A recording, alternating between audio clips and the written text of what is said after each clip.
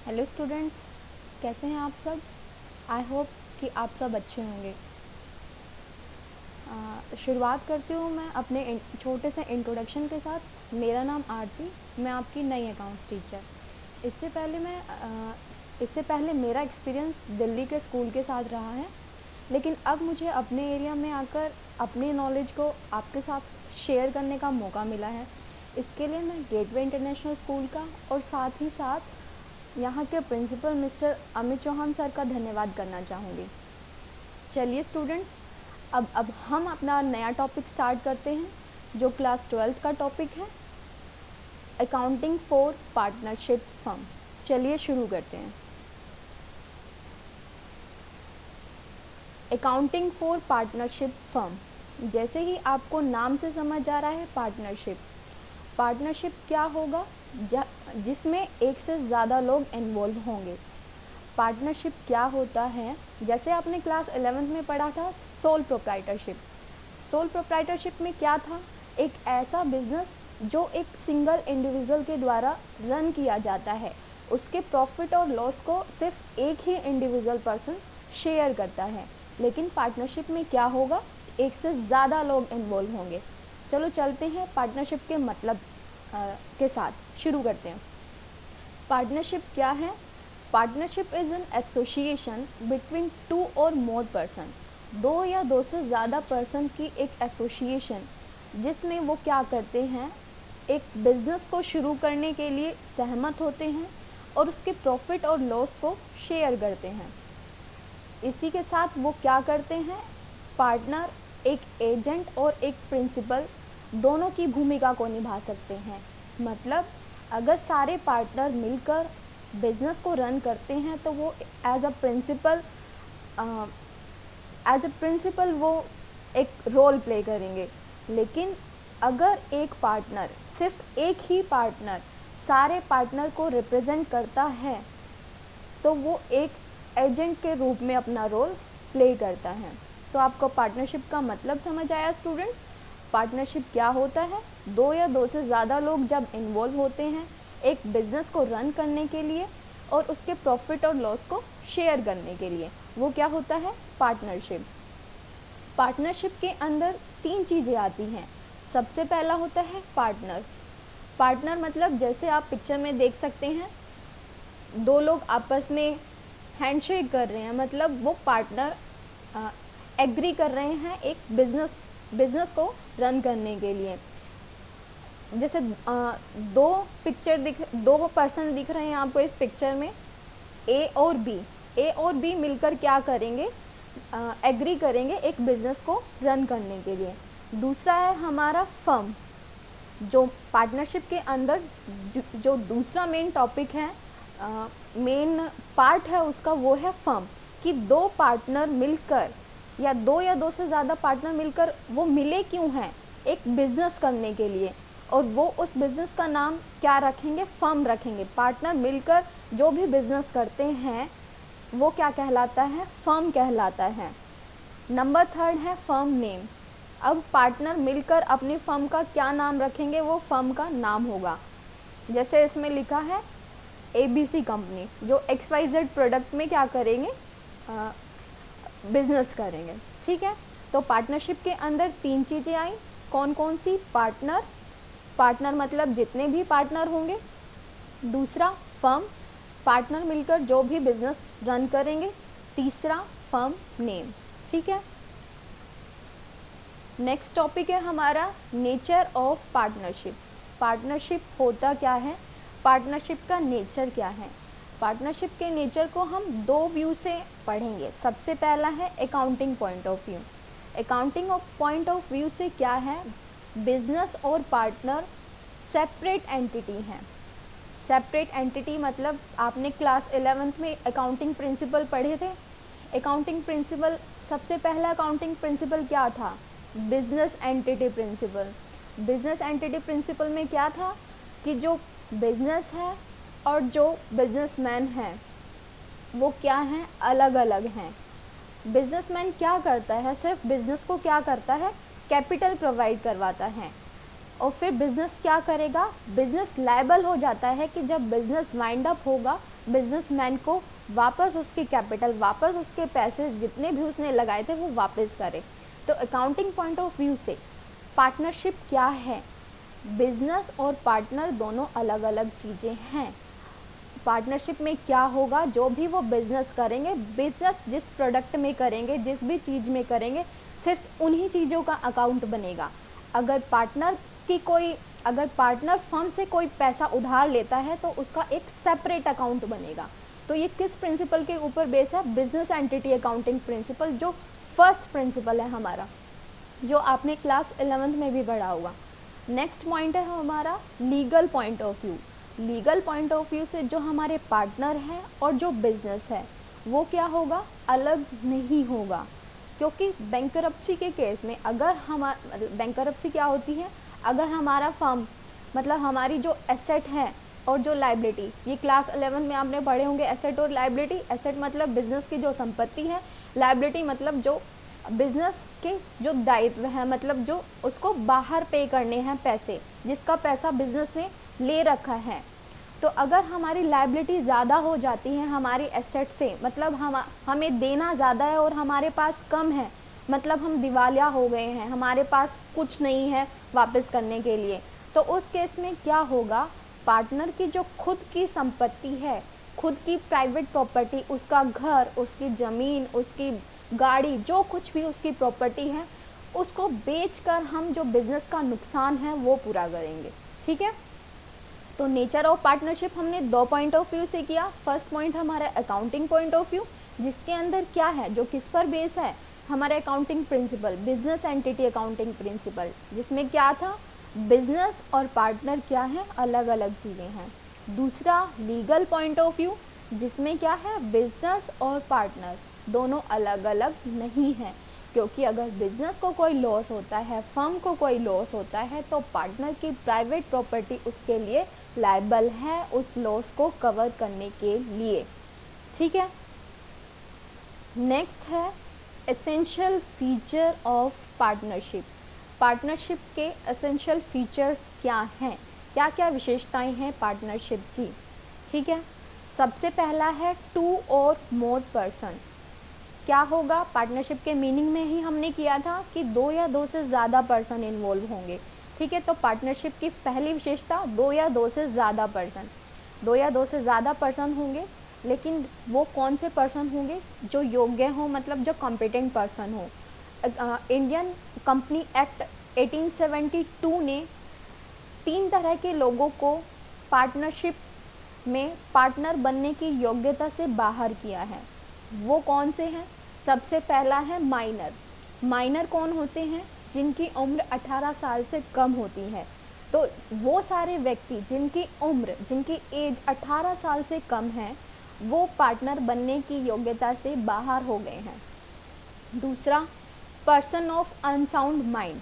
Unsound mind मतलब एक ऐसा व्यक्ति जो उसके दिनचर्या के जो भी काम है, नॉर्मल जो हम काम करते हैं, वो काम भी अच्छे से नहीं कर सकता है, वो पार्टनर बनने की जो योग्यता है वो उससे बाहर हो गया है।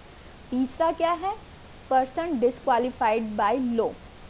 अगर कानून ने किसी व्यक्ति को पार्टनर बनने से मना कर दिया है, मतलब अगर किसी व्यक्ति ने कुछ ऐसा काम किया है कि वो कानून की नज़रों में अच्छा नहीं माना जाता, उसने चोरी की है या गैम्बलिंग की है, जुआ खेलता है वो, तो उसने उसको क्या कर दिया, डिस्क्वालीफाई कर दिया। किसने, हमारे कानून ने उसको डिस्क्वालीफाई कर दिया कि भाई तुम आगे से इस काम को नहीं करोगे।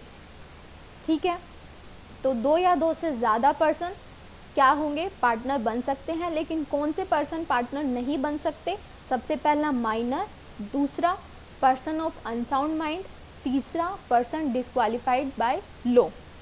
हमारे जो सेंट्रल गवर्नमेंट है इंडिया की, उन्होंने पार्टनरशिप के लिए जो मैक्सिमम नंबर ऑफ पार्टनर है वो फिक्स कर दी है। तो एक फर्म के केस में अगर हम पार्टनरशिप कर रहे हैं एक फर्म को बनाने के लिए, तो उसमें जो मैक्सिमम नंबर ऑफ पार्टनर है वो कितने कर सकते हैं पार्टिसिपेट, 50।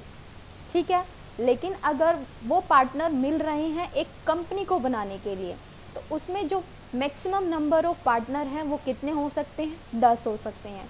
ठीक है, तो सेंट्रल गवर्नमेंट ने कितने maximum number of partner fix कर दिए हैं, एक फर्म के लिए 50 और एक कंपनी के लिए 10। ठीक है, नेक्स्ट पॉइंट है हमारा एग्रीमेंट, कि पार्टनरशिप में दो पार्टनर मिल तो गए हैं, लेकिन अब वो क्या करेंगे, बिजनेस करेंगे।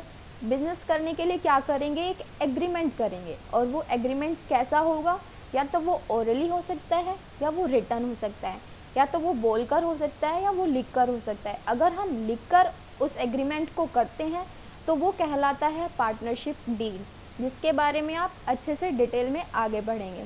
ठीक है, नेक्स्ट पॉइंट है हमारा लॉफुल बिजनेस, कि दो पार्टनर मिले हैं, दो या दो से ज़्यादा पार्टनर मिले हैं, उन्होंने कोई एग्रीमेंट किया है, लेकिन किस लिए किया है, एक बिज़नेस को करने के लिए। और वो बिज़नेस कैसा होना चाहिए, एक अच्छा बिज़नेस होना चाहिए, लीगल बिज़नेस होना चाहिए, जो जिसको कानून एक्सेप्ट करे, गैम्बलिंग ना हो, ठीक है, चोरी ना करना हो, ये ऐसा बिज़नेस जो एक गुड बुक्स में आता हो। ठीक है, नेक्स्ट पॉइंट है हमारा प्रॉफिट शेयरिंग, जो पार्टनर है वो मिलकर क्या करेंगे, प्रॉफिट और लॉस दोनों को शेयर करेंगे। और वो शेयरिंग जो है वो उनकी एक एग्रीड रेशो में होगी, जो वो पहले से ही डिसाइड करेंगे। जो पार्टनरशिप डीड अगर रिटर्न में लिखी गई है तो वो लिखित होगी कि इस रेशो में पार्टनर मिलकर क्या करेंगे, प्रॉफिट या लॉस को शेयर करेंगे। लेकिन ये ज़रूरी नहीं है कि वो प्रॉफिट और लॉस दोनों को शेयर करें। लिमिटेड लायबिलिटी पार्टनरशिप एक नया कॉन्सेप्ट है जिसके बारे में आप आगे पढ़ोगे। उसमें क्या होता है कि पार्टनर जो है सिर्फ प्रॉफिट को तो शेयर कर सकते हैं, लेकिन जो लॉस है उसको शेयर करने के लिए वो लायबल नहीं है। लेकिन ये आप अलग कंसेप्ट है, लिमिटेड लायबिलिटी पार्टनरशिप का कंसेप्ट है। अगर नॉर्मल पार्टनरशिप है तो उसमें पार्टनर्स को क्या करना होगा, प्रॉफिट और लॉस को शेयर करना होगा एग्रीड रेशो पर। ठीक है, नेक्स्ट पॉइंट है हमारा business can be carried on by all partner या फिर एनी ऑफ द पार्टनर। ठीक है, अगर सारे पार्टनर कर रहे हैं तो वो क्या कहलाएंगे, प्रिंसिपल कहलाएंगे। अगर एक पार्टनर बाकी पार्टनर्स को रिप्रेजेंट करके बिजनेस कर रहा है तो वो एजेंट के रूप में काम करेगा। ठीक है, तो अभी हमने क्या किया, ये कैरेक्टरिस्टिक्स की है किसकी, पार्टनरशिप की। कौन सी पार्टनरशिप, कितने फीचर्स करें हमने, 5 इम्पोर्टेंट बातें थी जो हमने पार्टनरशिप के बारे में पढ़ी। पहला क्या था, दो या दो से ज़्यादा पर्सन, और कौन से पर्सन इन्वॉल्व नहीं है उसके बारे में भी हमने पढ़ा। Minor, person of unsound mind, person disqualified by law. ठीक है, नेक्स्ट पॉइंट हमने पढ़ा एग्रीमेंट। एग्रीमेंट रिटर्न भी हो सकता है और ओरल भी हो सकता है। अगर रिटर्न होगा तो वो क्या कहलाएगा, पार्टनरशिप डीड कहलाएगा। नेक्स्ट पॉइंट हमने पढ़ा लॉफुल बिजनेस। ठीक है, नेक्स्ट प्रॉफिट शेयरिंग, और नेक्स्ट लास्ट पॉइंट क्या था हमारा, बिजनेस, जिसमें पार्टनर जो है एक एजेंट के रूप में और एक प्रिंसिपल के रूप में, दोनों के रूप में, किसी भी रूप में काम वो कर सकते हैं। ठीक है, नेक्स्ट टॉपिक है अब हमारा राइट ऑफ पार्टनर, कि एक पार्टनर के क्या क्या अधिकार होते हैं पार्टनरशिप फर्म में जब वो एंटर करता है तो। ठीक है, तो every partner has a right to, तो सभी पार्टनर, प्रत्येक पार्टनर के पास ये राइट है। क्या क्या राइट है, सबसे पहला राइट कि वो पार्टिसिपेट कर सकता है मैनेजमेंट में। कौन सी मैनेजमेंट में, बिजनेस के मैनेजमेंट में। नेक्स्ट कि जो बिज़नेस में जो भी वो काम कर रहे हैं, जो भी जिस चीज़ का भी वो बिज़नेस कर रहे हैं, बिज़नेस के बारे में आपने बिज़नेस स्टडीज़ 11th क्लास के जो बिज़नेस स्टडीज़ का पहला चैप्टर है उसमें यही है कि किस तरह के बिज़नेस होते हैं, आप डिटेल में पढ़ चुके हैं उसके बारे में। तो कौन सी तरह का बिज़नेस है जो पार्टनरशिप में वो करने वाले हैं, करते हैं, उनके बारे में वो कंसल्ट कर सकता है। नेक्स्ट क्या है, बुक ऑफ अकाउंट, फर्म की या बिज़नेस की जो भी बुक्स ऑफ अकाउंट मेंटेन की जा रही है वो कभी भी किसी भी टाइम उसको क्या कर सकता है, चेक कर सकता है, देख सकता है। नेक्स्ट है share profit and loss, profit और लॉस को क्या करेगा, शेयर करेगा। Next receive interest on advance या loan given by the partner to the firm। अगर कोई पार्टनर इमरजेंसी के टाइम में फर्म को लोन देता है या कुछ पैसे पहले देता है, उधार देता है, तो फर्म का क्या राइट है? तो इस फर्म का क्या राइट है कि वो पैसे पार्टनर को क्या करे, बाद में रिफ़ंड करे और साथ ही साथ उस पैसे पर क्या दे, इंटरेस्ट दे। ठीक है, जैसे आप बैंक में अपना सेविंग अकाउंट होता है या फिर फिक्स्ड डिपॉजिट होता है, एफडी जिसको बोलते हैं आप, एफडी पे क्या मिलता है आपको? रेट ऑफ इंटरेस्ट, मतलब कुछ एक्स्ट्रा अमाउंट मिलता है जब आप अपने पैसे को सेव करते हैं। इसी तरह से ही पार्टनर का क्या राइट है कि अगर वो फर्म को एक्स्ट्रा पैसे दे रहा है, अलग से पैसे दे रहा है इमरजेंसी के टाइम में, तो उस पैसे पर उसको क्या मिलना चाहिए? अलग से इंटरेस्ट मिलना चाहिए। वो रेट ऑफ इंटरेस्ट या तो वो पार्टनरशिप डीड में ही डिसाइड कर ले। अगर पार्टनरशिप डीड में वो डिसाइड नहीं करते हैं तो पार्टनरशिप एक्ट 1932 के अकॉर्डिंग ये रेट 6% पर एनम है। ठीक है, नेक्स्ट है कि पार्टनर को ये राइट है कि वो किसी भी नए पार्टनर को एंट्री ना दे। कब तक ना दे? जब तक सारे पार्टनर सहमत ना हो। ठीक है, नेक्स्ट है कि पार्टनर फर्म से कभी भी किसी भी टाइम रिटायर हो सकता है, लेकिन उसको क्या करना पड़ेगा? एक पहले नोटिस देना पड़ेगा। एक प्रॉपर नोटिस को देकर वो फर्म से रिटायर हो सकता है। लास्ट पॉइंट क्या है हमारा राइट का कि एक पार्टनर के पास क्या अधिकार होता है कि अगर वो फर्म के लिए, बिजनेस के लिए अपनी तरफ से कुछ खर्चा करता है तो उस खर्चे को क्या किया जाए? कंपनसेट किया जाए। किसके द्वारा? फर्म के द्वारा। ठीक है, तो ये सारे राइट थे किसके? पार्टनर के, कि पार्टनर क्या कर सकता है? मैनेजमेंट में पार्टिसिपेट कर सकता है, जो बिजनेस अफेयर है उसको कंसल्ट कर सकता है, बुक्स ऑफ अकाउंट को इंस्पेक्ट कर सकता है, प्रॉफिट और लॉस को शेयर कर सकता है, इंटरेस्ट ऑन लोन उसको मिलेगा अगर वो पैसा एडवांस दे रहा है फर्म को। लेकिन वो क्या नहीं कर सकता कि किसी भी पार्टनर को सारे पार्टनर की सहमति के बिना एडमिट नहीं कर सकता। रिटायर हो सकता है किसी भी टाइम, लेकिन एक नोटिस देकर। और अगर वो अपनी तरफ से फर्म के लिए कुछ एक्सपेंस करता है तो वो उसको एक्सपेंस बाद में मिलना चाहिए। ये सारे थे एक पार्टनर के राइट। नेक्स्ट टॉपिक है हमारा पार्टनरशिप डीड, जिसके बारे में अभी हमने कैरेक्टरिस्टिक्स में बात करी थी। जो सेकंड पॉइंट था हमारा एग्रीमेंट। एग्रीमेंट क्या था? रिटन या ओरल। और अगर वो रिटन है तो वो क्या कहलाएगा? पार्टनरशिप डीड कहलाएगा। पार्टनरशिप डीड क्या होता है? जिसके अंदर सारी टर्म्स और कंडीशन होती है पार्टनरशिप से रिलेटेड, जिसके अंदर क्या क्या आएगा? जैसे डिस्क्रिप्शन ऑफ पार्टनर, पार्टनर के डिस्क्रिप्शन, जितने भी पार्टनर हैं उनका नेम, उनका एड्रेस, उनका फ़ोन नंबर, ठीक है, उनसे रिलेटेड, पार्टनर से रिलेटेड सारी इन्फॉर्मेशन वो पार्टनरशिप डीड में होगी। दूसरा, description of the firm, firm के डिस्क्रिप्शन कि किस तरह का वो बिज़नेस कर रहे हैं, फर्म के बारे में कि कितने लोग मिलकर कर रहे हैं। नेक्स्ट है प्लेस ऑफ बिज़नेस, कि वो बिज़नेस कहाँ पर करेंगे। नेचर ऑफ बिज़नेस क्या होगा कि वो परचेज़ करके सेल करेंगे या फिर मैन्युफैक्चरिंग करके अपना बिज़नेस करेंगे। नेक्स्ट है कमेंसमेंट ऑफ पार्टनरशिप, की पार्टनरशिप की शुरुआत कब हुई है वो डेट। कैपिटल कंट्रीब्यूशन, के जितने भी हमारे पार्टनर हैं वो उनका कैपिटल कंट्रीब्यूशन कितना है, कि कितने ए पर्सन ने, ए और बी अगर दो पार्टनर हैं तो ए पार्टनर कितना कैपिटल कंट्रीब्यूट करता है, बी पार्टनर कितना कैपिटल कंट्रीब्यूट करता है। नेक्स्ट है इंटरेस्ट ऑन कैपिटल, कि कैपिटल जो ए और बी के द्वारा इन्वेस्ट की गई है उस पर कितना इंटरेस्ट मिलेगा, वो रेट भी पार्टनरशिप डीड में लिखी गई होगी। नेक्स्ट है इंटरेस्ट ऑन ड्राइंग्स। ड्राइंग्स आप सभी को पता है ड्राइंग्स क्या होती है। अगर कोई व्यक्ति बिजनेस से क्या करता है, पैसे उधार लेता है अपने पर्सनल एक्सपेंसेस को पूरा करने के लिए, तो वो क्या होता है? ड्राइंग्स होता है। अगर कोई भी पार्टनर फर्म से क्या करता है, पैसे उधार लेता है, तो उस पर क्या होगा? इंटरेस्ट लगेगा। ठीक, जैसे अभी हमने पढ़ा कि पार्टनर का क्या राइट था, अगर वो पैसे उधार दे रहा है फर्म को तो उसको एक्स्ट्रा पैसे मिलेंगे। अगर वो दे रहा है एक्स्ट्रा पैसे तो वो इंटरेस्ट ले रहा है, लेकिन अगर वो फर्म से पैसे उधार ले रहा है तो फर्म का भी तो ये राइट है कि वो इंटरेस्ट चार्ज करे पार्टनर से, ठीक है। नेक्स्ट, ड्यूरेशन ऑफ पार्टनरशिप, कि पार्टनरशिप की ड्यूरेशन क्या होगी, कितने साल की होगी, 1 साल की, 2 साल की, 3 साल की, या जितनी भी साल की होगी वो पार्टनरशिप डीड में होगा।